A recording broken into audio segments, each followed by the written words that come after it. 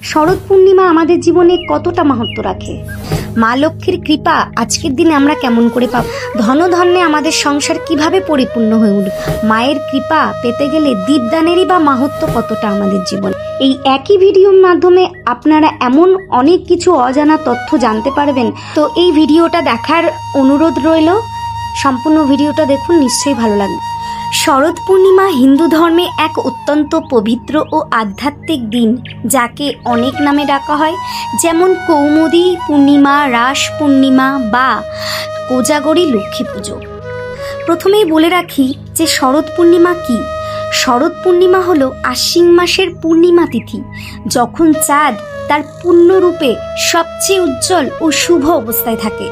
এই দিনেই বিশ্বাস করা হয় চাঁদের কিরণ অমৃতময় বা ঔষধি শক্তি সম্পূর্ণ হয়, যা শরীর ও মনের জন্য পবিত্র ও উপকারী। সবার আগে বলে দিই, হিন্দু ধর্মে কিন্তু শরৎ পূর্ণিমা নিয়ে অনেকগুলো মহত্ব রয়েছে। তার মধ্যে দুটো তিনটে মহত্ব আমি বিস্তারিত আলোচনা করব। প্রথম তাৎপর্য হলো রাধাকৃষ্ণের মহারাস লীলা। শরৎ পূর্ণিমাতে এটা সব থেকে গুরুত্বপূর্ণ।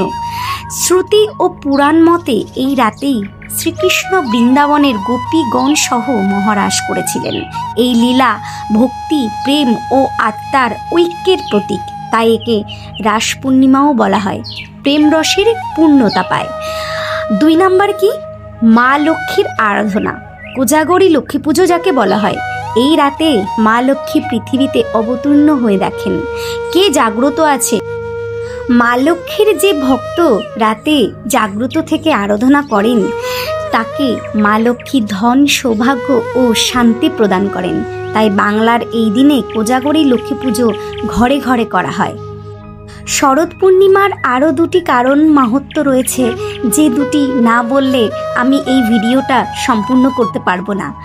তা কারণ দুটি হলো চন্দ্র ও অমৃত শক্তি। এই রাতে চাঁদের আলোয় অমৃতের স্পর্শ থাকে বলে মনে করা হয়।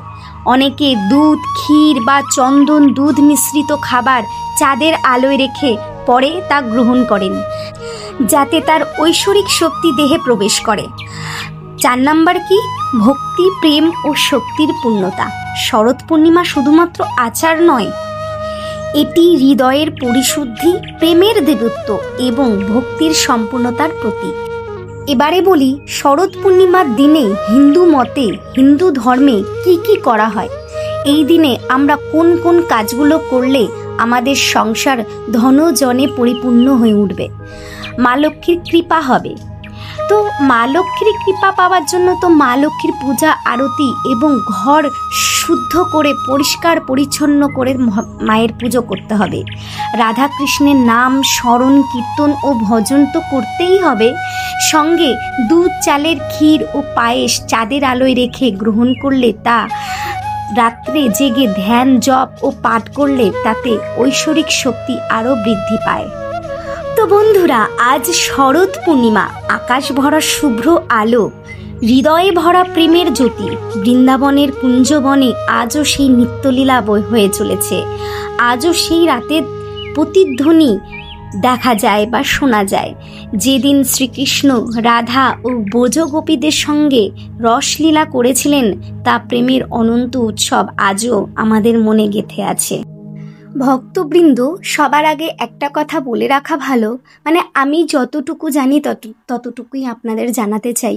রাধাকৃষ্ণের রাসলীলা নিয়ে এখনও মানুষের ভিতরে নানা রকম মতভেদ রয়েছে। তাই আগেই বলে রাখি, এই রাসলীলা নিয়ে কখনোই মনে যেন কামবোধ না আসে। এটি সম্পূর্ণ ভুল ধারণা।